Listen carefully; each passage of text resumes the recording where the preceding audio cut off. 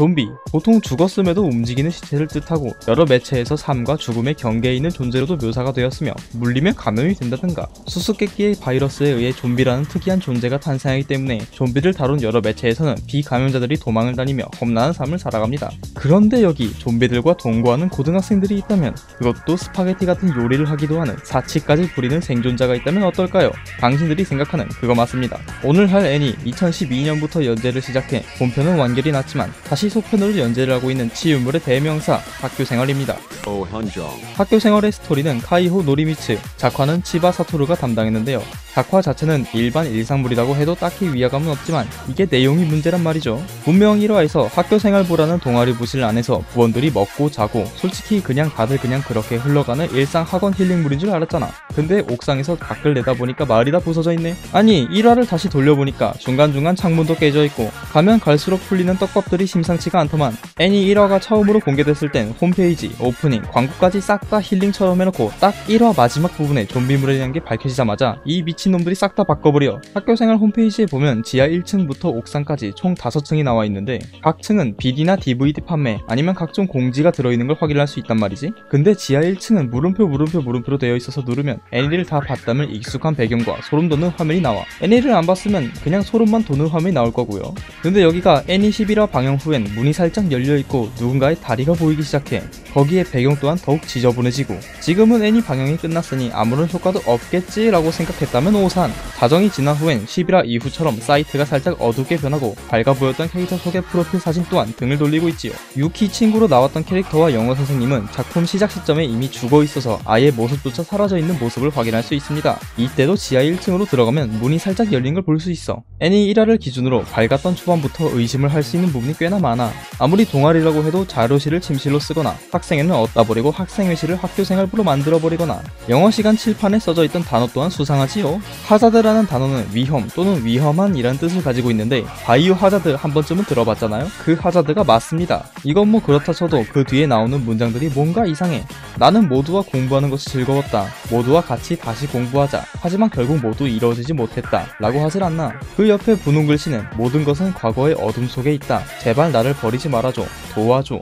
대체 어느 학교에서 수업 시간에 이런 찝찝한 문장들을 배웁니까? 나 때는 말이야. 민수야, 오늘 시험 잘 봤어? 아니 조졌어. 이런 거 배웠다고. 이외에도 복도에 책상과 의자를 묶어맞는 바리케이트, 원예부가 가꾸는 옥상 화단에 십자가 무덤은 왜 있으며 어째서 아무도 선생님이 메구미에게 호응을 해주지 않는가. 결과는 다들 알고 있듯이 그냥 유키의 망상이라는 거. 등장인물들 전부 같은 학교에 미키를 빼면 학년도 같은데 왜 교복이 다를까요? 이거는 서로 반대되는 색인 보색 시스템에 힌트가 있어. 유키를 색을 반전시킬 경우 보라색이었던 교복이 다른 부원들과 같이 연두색이 돼. 또한 유키랑 놀던 반 친구들 그리고 메구미 선생님까지 전부 같은 색이야. 거기에 반 친구들은 모두 죽어있고 유키의 환상이란 걸 생각하면 유키는 다른 부원들과 반전된 세상, 즉 모두가 좀비로 변하기 전인 상상 속의 세계에 살고 있는 것을 뜻하며 나중에 밝혀진 메구미 선생님의 죽음 또한 미리 암시를 한 거지. 옛날엔 반대로 나머지 부원들만 색이 다르니까 사실은 유키가 2학년이 아니냐라는 얘기도 있었지만 어차피 둘 다 오피셜은 아니니까 흘려들으세요. 옥상에 처음 올라갔을 때 카메라가 운동장을 비춰주는 장면은 운동장에서 운동을 해야 할 학생들이 움직임이 좀 이상하죠.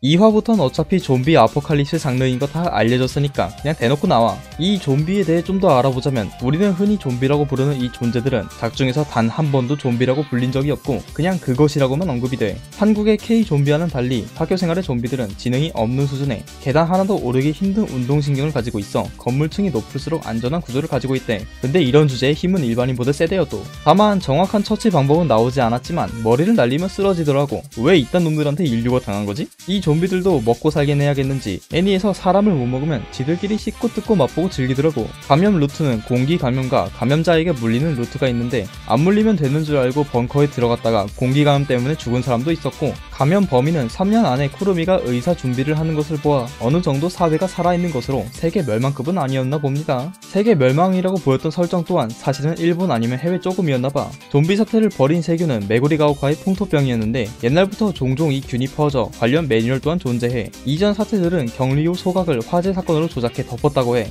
심했을 땐 지역 주민 절반을 폭탄 오발로 태웠다는 기록이 또 있대요. 근데 이번엔 손 안 씻은 바보가 있었다는 언급을 보아 이 균을 가지고 실험을 하다가 관리 부주의로 밖에 퍼진 것으로 보입니다. 이 균은 알파, 베타, 감마, 총 3종류로 이루어져 있으며 알파와 베타는 원래 있었으나 감마는 실험으로 생긴 것으로 추측이 됩니다. 메구리가오카 학원에선 매뉴얼을 통해 사태가 일어났을 때 각종 학교 시설을 이용해 피난하며 지하실에 긴급 물자를 적어놨어. 학교 시설이 이상하리만큼 좋아 보였던 건 이런 이유였던 거지. 지하 1층 및 지하 2층이 비상피난 구역으로 쓰인다고 했는데 일본은 워낙 지진 같은 재해가 많이 일어나다 보니 이게 드문 건 아니에요. 그런데 국립이나 공립도 아닌 사립학교에 이런 엄청난 지하시설이 있다? 그것도 각종 정화시설, 태양과 수력발전기가 붙어있는 게 뭔가 냄새가 나지 않아? 이런 풍토병을 대비했으면 사람들한테 좀 알려줘라. 원작자 카이호 노리미츠는 메인은 부원들의 일상이고 서브가 좀비라서 애니 초반엔 매점 파밍을 담력 시험이라 하고 다녀오거나 청소라 하면서 물놀이를 즐기는 유사 힐링 장면이 자주 나옵니다. 근데 메구리가오카 학교를 벗어난 이후는 본격적으로 좀비가 메인으로 잡히고 메인 인물 전부가 시한폭탄을 달고 있는 상황이기에 궁지에 몰리기도 하지.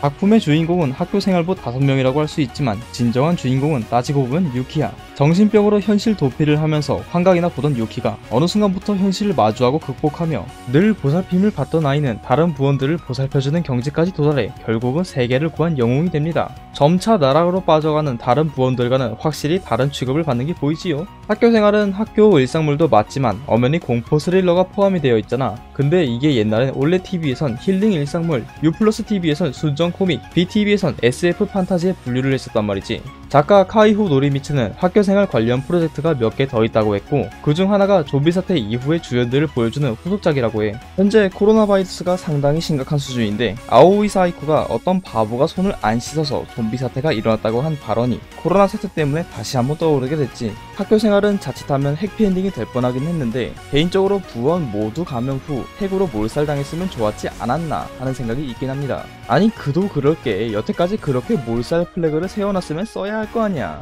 아무튼 천천히 절망을 맛보고 싶었던 사람으로서는 아쉬울 따름입니다. 참고로 교복 색깔 떡밥처럼 공식적으로 작품 내에서는 풀리지 않은 게 좀 있어요. 대표적으로는 오프닝 가사가 있겠네요. 오프닝 도입부에 시타이카라, 시타이나라, 시타이토키, 시타이데쇼 라는 하는 부분 그냥 보면 하고 싶으니까 하고 싶다면 하고 싶을 때 하고 싶잖아 를 다르게 읽으면 시체니까 시체라면 시체일 때 시체잖아 로 바뀌게 됩니다. 시타이가 뭐뭐 하고 라고 해석이 되기도 하지만 시체로 해석이 되기도 하거든요. 제목 친구 하고 싶어 또 친구 시체로 읽히죠. 가사 중 우리들은 여기 있어의 부분은 도움을 요청하는 SOS, 여기엔 분명 꿈이 있어 는 유키 망상 속에만 꿈이 있어 현실은 절망적이라는 뜻, 미안해 라고 조그맣게 말에는 좀비가 된 좋아하던 사람들을 죽인 쿠루미를 의미하는 등 그럴싸하긴 한데 오피셜이 아니니까 어디가서 당당하게 풀지 말자고요. 진짜 오피셜은 역시 영상의 변화라고 볼 수 있죠. 1화인 평범한 오프닝이 점차 친구들의 모습이 좀비로 변하고 계단엔 피가, 신발장엔 바리게이트,